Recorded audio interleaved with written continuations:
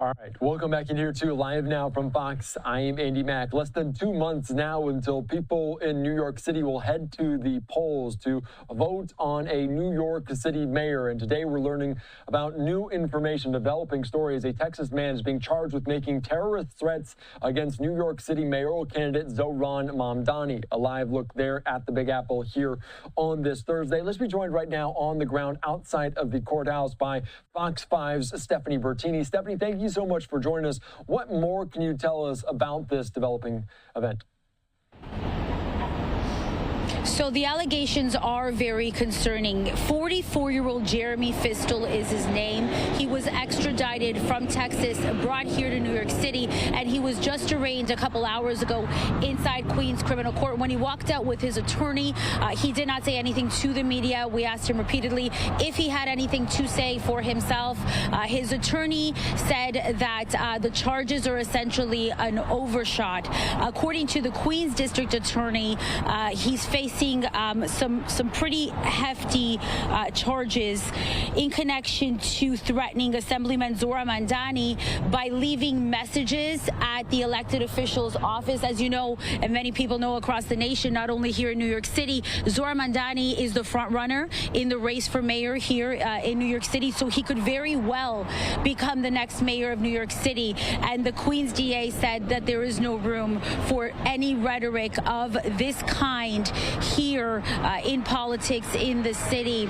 It's alleged that he included anti-Muslim discourse and that he left a series of messages, voicemails, and also notes, is what we've been told. The arraignment happening inside Queens Criminal Court this morning. The defendant told the Assemblyman, according to the DA, he said to go back to Uganda before someone shoots him in the head, to keep an eye on his house and family, to watch his back every second until he leaves America, and that he and his relatives deserve to die. This information is coming from the district attorney. Now, we have heard from Zohran Mamdani's campaign. This is what we were told in a statement. In part, it read, "We're grateful to District Attorney Katz's office for treating this matter with the seriousness it deserves. Unfortunately, threats of this nature are all too common."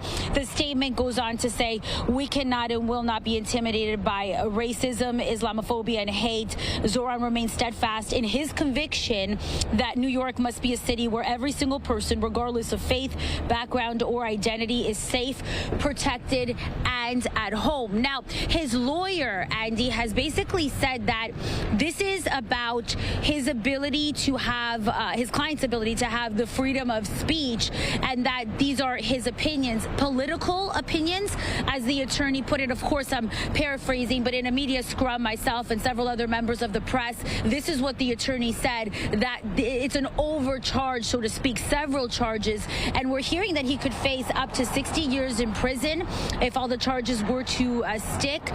The judge, though, did allow him to be released on bail. Initially, it was the suggestion was that it would be $50,000 cash. The family of the defendant said 25 was the number they were able to put on the table. He's out now on a $30,000 cash bail. So that's where we're at with this now. The story continues to develop here. A lot of people here in New York City have a lot of questions. Yeah, back to you. A lot of concerns with less than 2 months until people head to the polls. Stephanie, I do want to ask, and just for clarification, we're talking about this, a Texas man charged with making these threats. Does he live in New York? Is he around there? How does that match up? So he has some ties in New York, some relatives. His mother lived in Massachusetts, or still lives in Massachusetts. That came out in court, and he recently moved to Texas. He's been in Texas about a year. He's in Texas. It came out in court because of a relationship, and his brother is the connection to New York City, from what we've been able to put together in terms of what we heard in court today. Look, overall, that is a big question, right? Why New York City? Why the interest in somebody who could become the next mayor of New York City? And the thing is, as you know, Andy, this mayor's mayor's race is not only playing out locally here in New York City, it's playing out across the nation, and there's a lot of international interest in the headline of Zohran Mamdani becoming the next mayor of the city.